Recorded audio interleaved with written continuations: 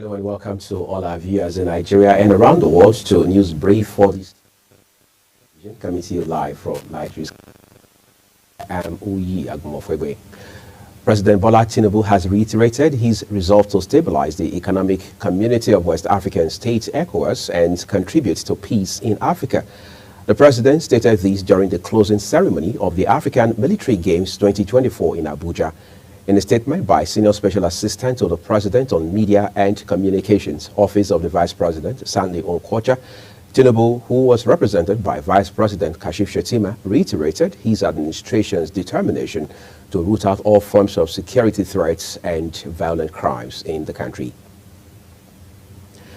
The Nigerian Armed Forces Operation Fason Yama says the troops of the Joint Task Force Northwest Operation Fason Yama have successfully conducted a fighting patrol in response to a distress call from the residents and vigilantes of Yagaladima village in Maru local government area of Zamfara State. This is contained in a statement issued by the coordinator of the Joint Media Coordination Center of the operation, Lieutenant Colonel Abubakar Abdullahi. He says the development occurred early hours of 1st of December 2024 when the troops of the Forward Operation Base Hantura were alerted at about 5 a.m. when the terrorists were attacking the village.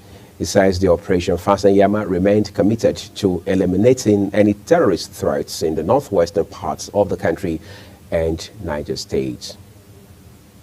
Now let's talk some business. Stakeholders in the manufacturing sector have called for increased investment and support to enhance Nigeria's economy.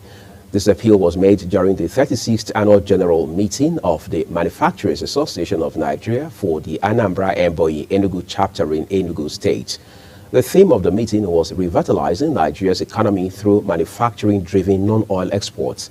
The chairperson of the Association for Anambra, Enugu and Emboyi, Ada Chukwudozie, emphasized the need for a paradigm shift in Nigeria's approach to exports and the importance of supporting the manufacturing sector to drive the needed change. Now let's go beyond our scenes. Syrian President Bashar al-Assad has sought to shore up support from his allies after a monitor said a shock rebel offensive saw government forces lose control of Aleppo for the first time since the start of the country's civil war. An Islamist-dominated rebel alliance attacked forces of the Iranian and Russian-backed government on Wednesday, the same day a fragile ceasefire had taken effect in neighboring Lebanon between Israel and Iran-backed Hezbollah after 2 months of all-out war.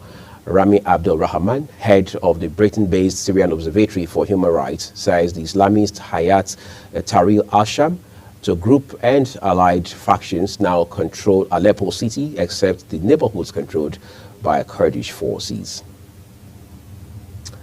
And some time now for excitement and entertainment from the world of sports. Nigeria Football Federation, NFF, says it may have perfected plans to relieve Austin Eguavoen of his job as Super Eagles interim coach and appoint a foreigner to handle the team's remaining 2026 World Cup qualifying matches, which will resume in March of 2025.